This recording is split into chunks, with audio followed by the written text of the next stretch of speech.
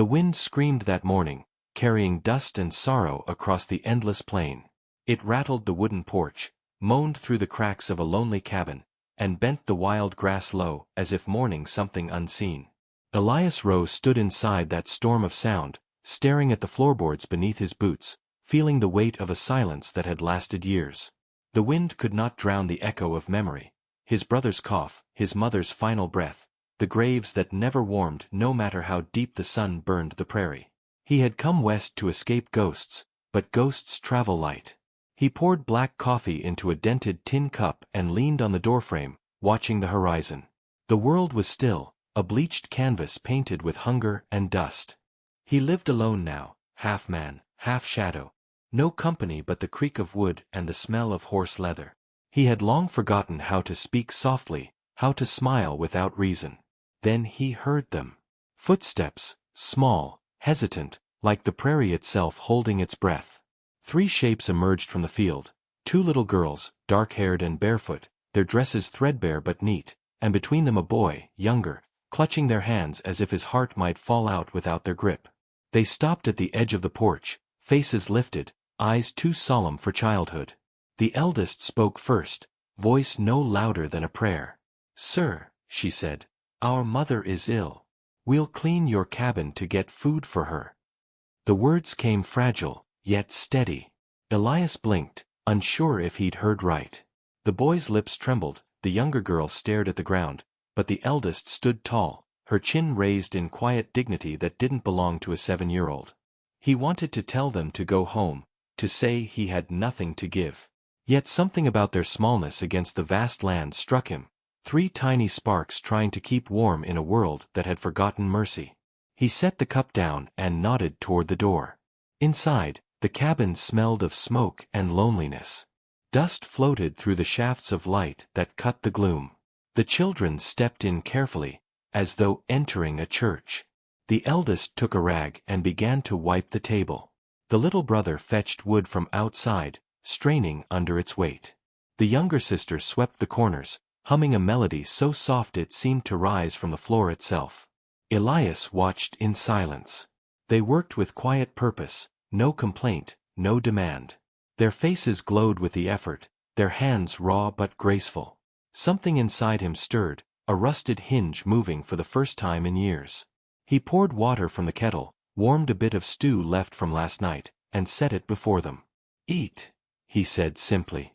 They hesitated, glancing at each other before sitting cross-legged on the floor.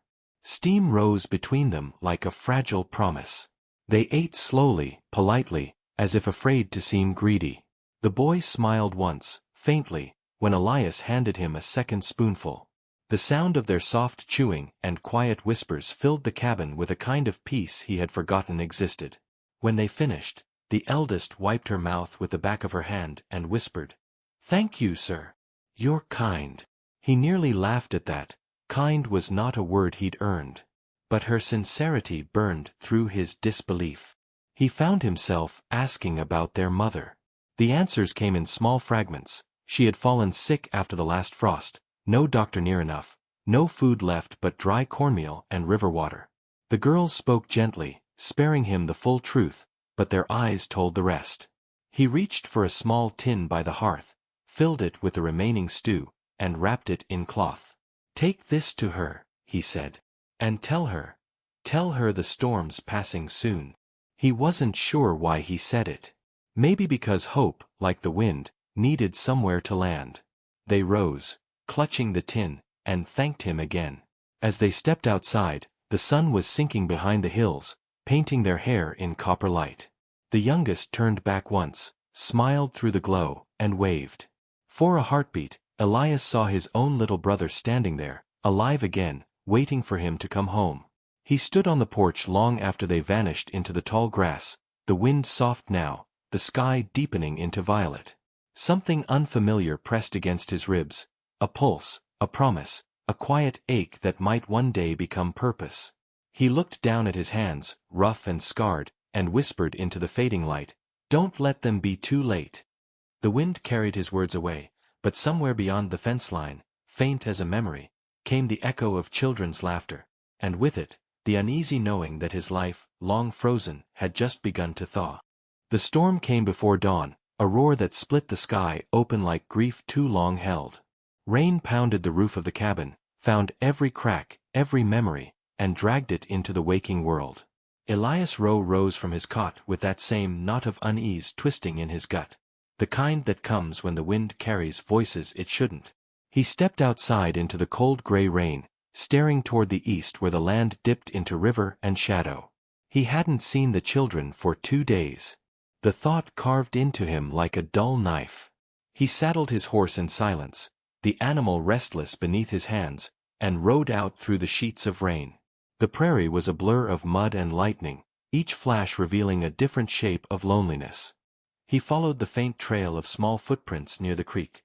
Their prints, and his heart clenched at how light they were, how easily the storm might erase them. He pressed on, rain stinging his eyes, the wind a relentless cry against his face.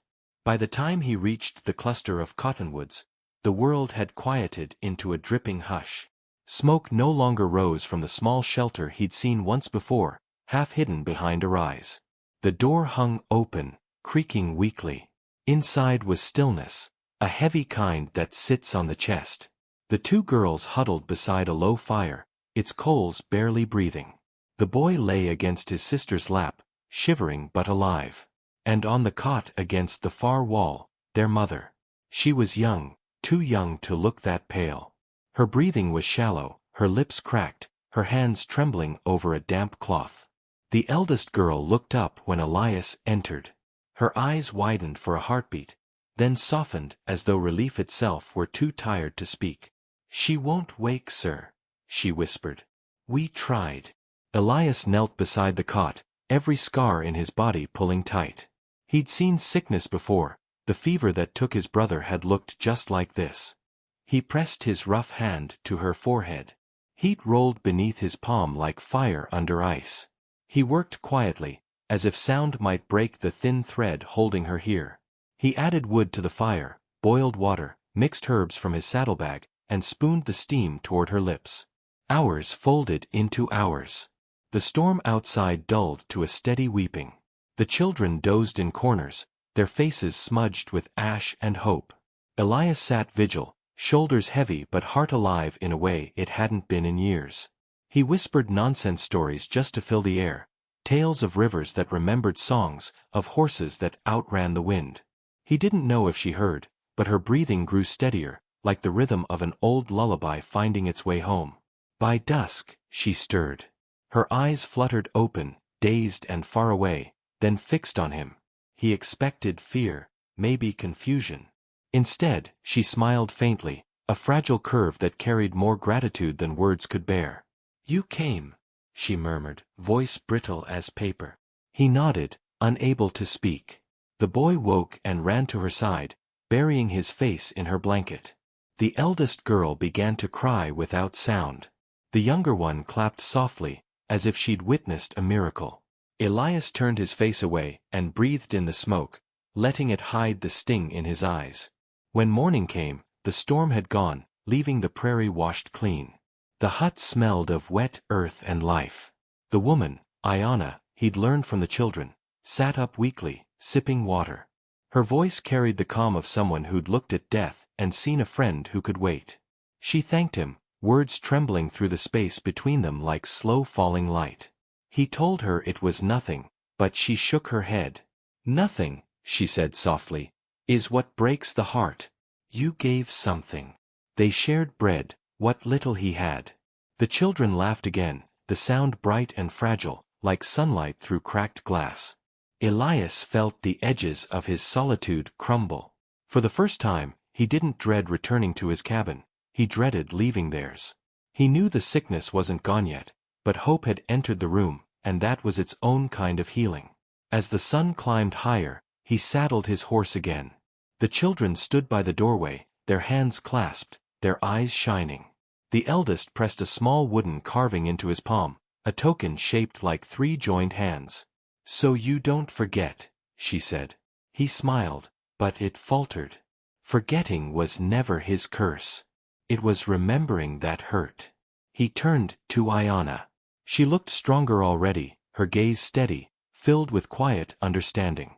"You have a good heart," she told him. "But good hearts get lost when they wander alone." Elias swallowed hard. The wind shifted, carrying the scent of rain and wildflowers. He tipped his hat, unable to answer, then rode off into the brightening morning. Behind him, laughter followed like music. Ahead, the plains stretched endless and empty, waiting for him to decide whether he'd keep running from the life that had already found him. Half a mile out, he stopped his horse and looked back. In the distance, the smoke from their rekindled fire curled into the sky, thin and silver, alive, defiant, beautiful.